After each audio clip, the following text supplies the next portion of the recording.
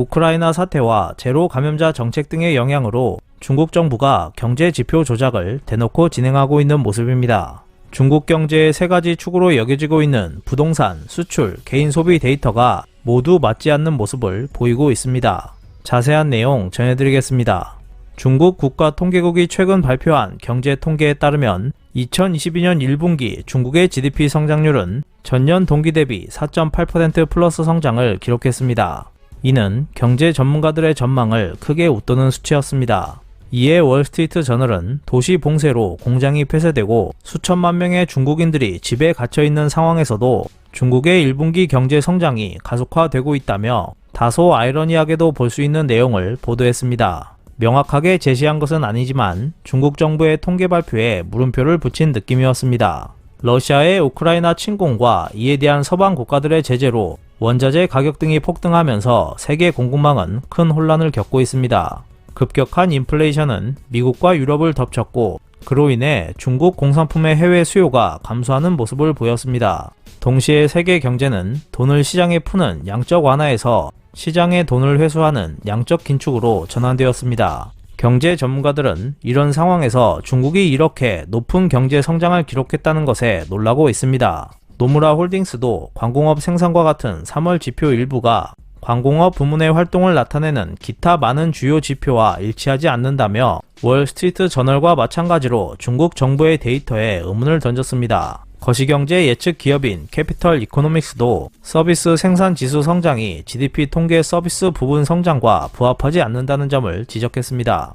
이러한 것들을 보면 중국 정부가 발표하는 숫자와 현실의 차이는 앞으로 더욱 커질 수 있을 것이라고 예측할 수 있습니다. 지금까지 일반 경제학자들은 이 문제를 무시해왔지만 이제는 더 이상 그럴 수 없을 것입니다. 노무라 홀딩스 등 경제 예측 기업들은 향후 중국 경제의 방향에 대해서도 모두 어두운 전망을 내놓고 있습니다. 노무라는 중국 경제의 올해 2분기 성장률 예상을 종전 예상치 3.4%에서 1.8%로 대폭 낮췄습니다.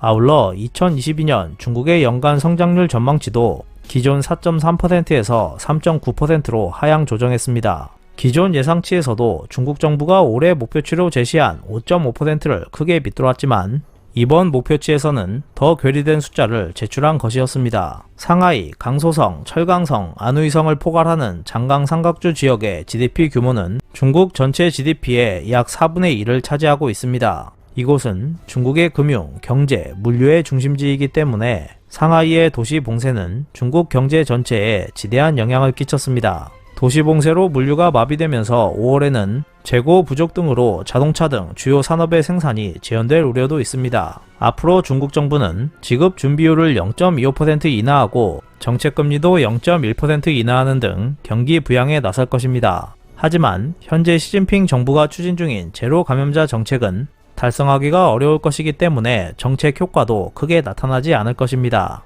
노무라 홀딩스는 러시아와 우크라이나의 전쟁과 미국의 급격한 금리 인상 예상에 초점이 맞춰지는 가운데 중국 경제의 둔화가 과소평가되고 있는 것 아닌가라는 의견을 내놓았습니다.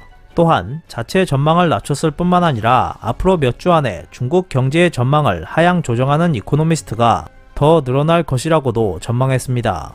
네덜란드 금융회사 ING의 수석 이코노미스트인 아이리스 팡도 중국의 도시 봉쇄로 생필품 공급이 지연되고 있을 뿐만 아니라 이미 노동시장에 영향을 끼치고 있는 서비스업과 제조업의 전망도 나빠지고 있기 때문에 도시 봉쇄의 영향은 더 커질 수밖에 없다며 중국의 경제 전망을 어둡게 내다봤습니다. 그리고 중국이 향후 재정금융정책에 따른 지원을 하더라도 장기간 도시 봉쇄로 입은 타격을 완전히 상쇄하기에는 부족하다며 재정지원이 늦어질 경우 GDP 예상을 더 낮출 필요가 있다고도 지적했습니다. 월스트리트 저널은 중국 정부가 추진하는 제로 감염자 정책으로 인해 소비자들의 소비 능력은 떨어지고 있으며 공업 생산도 억제되고 있다. 여기에 부동산 붕괴가 가세하기도 했다. 주택 판매는 1분기에 25.6% 떨어졌고 신규 착공도 17.5% 떨어졌다. 도시봉쇄는 선전, 상하이 등 주요 산업센터로 확산됐다. 이러한 도시봉쇄는 지금도 계속되고 있기 때문에 2분기 GDP 성장도 암울하다고 보도했습니다. 그렇다면 중국의 주택 판매가 1분기에 25.6% 감소했다는 공식 발표는 맞는 것인지 궁금해집니다. 지난 4월 1일 블룸버그에 따르면 중국의 부동산 개발업체 상위 100대 기업의 매출은 전년 동기 대비 1월 41% 감소, 2월 47% 감소, 3월 53% 감소로 평균 47% 감소했습니다. 중국의 전체 주택 판매 중에는 상위 100대 기업 이외의 매출도 있을 것입니다. 그렇다고 해도 상위 100개사의 매출보다 훨씬 양호한 결과가 나왔을 것이라고 생각되는 기업은 없을 것이기 때문에 1분기 침체가 25.6%에 머물렀다는 것은 이해할 수 없는 부분입니다. 즉, 이 25.6%라는 것은 만들어진 숫자일 가능성이 압도적으로 높다고 할 수 있습니다. 여기에 그치지 않고 중국 정부는 1분기 부동산 개발 투자가 0.7% 늘었다는 말도 안 되는 수치까지 내밀었습니다. 주택 판매도 지지부진하고 금융기관으로부터 자금 유치도 엄격히 규제되고 있는 마당에 중국의 부동산 개발 기업들이 어떻게 개발 투자액을 늘릴 수 있었는지 이해하기 어렵습니다. 이러한 예는 중국의 통계 숫자가 신뢰할 수 없는 것임을 여실히 보여줍니다. 동시에 중국 경제를 이끄는 세 마리 마차 중 하나인 부동산 투자에 전혀 기대할 수 없다는 것도 알 수 있습니다. 해외 투자자도 이처럼 혹독한 도시 봉쇄를 경험해버리면 앞으로 중국에 큰 기대를 하지 않을 수 있습니다. 경우에 따라서는 해외 기업들도 자사의 사원들이 아사할지도 모르는 위험에 놓일 수 있다는 것을 깨달을 것입니다. 서방 기업들은 러시아의 우크라이나 침공을 겪으면서 독재국가의 리스크를 인식하기 시작했고 중국에 대한 투자도 꺼리게 되었습니다. 국제금융협회에 따르면 지난 3월 중국 투자 포트폴리오에서 이탈한 자금은 175억 달러로 이는 전례 없는 사상 최고 수준이었습니다. 외국 자본이 빠져나가면 중국 경제를 이끄는 세 마리 마차 중 두 번째인 수출도 당연히 부진해집니다. 그 이유는 중국의 수출은 외국계 기업이 담당하고 있는 부분이 매우 크기 때문입니다. 그렇다면 세 마리 마차 중 세 번째를 차지하고 있는 개인 소비는 어떨지 궁금해집니다. 미 조사업체 IDC에 따르면 중국의 2022년 1분기 스마트폰 출하 대수는 전년 동기 대비 14.1% 감소한 7,420만 대로 4분기 연속 감소세를 보였습니다. 중국의 스마트폰 출하량은 2016년 연간 4억 7,650만 대에서 감소세에 접어들고 있지만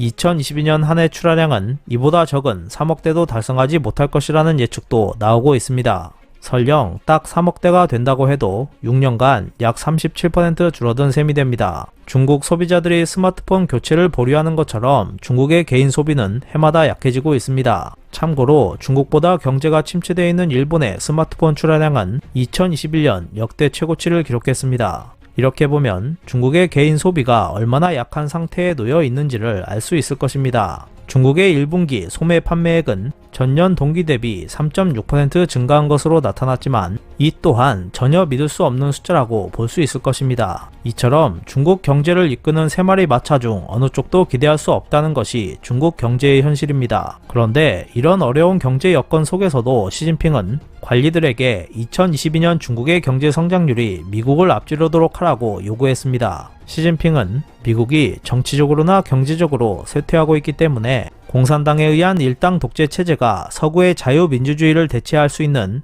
뛰어난 선택지라는 점을 보여줘야 한다고 말했습니다. 즉, 그러한 메시지를 전하는 것이 정치적으로 꼭 필요하다는 것이었습니다. 시진핑을 거스르는 것이 허용되지 않는 중국의 국내 사정을 감안할 때 앞으로도 중국은 그 어느 때보다 노골적으로 통계를 조작할 것입니다. 그리고 그런 통계 조작과 현실과의 괴리가 커질수록 중국 정부가 발표하는 통계에 대한 의무는 더욱 커질 것입니다. 한국 기업들은 피해가 더 커지기 전에 중국에 대한 환상을 깨트리고 중국 이외의 공급망을 구축하고 새로운 시장을 개척해 나가야 할 것으로 보입니다. 이상 피커TV였습니다.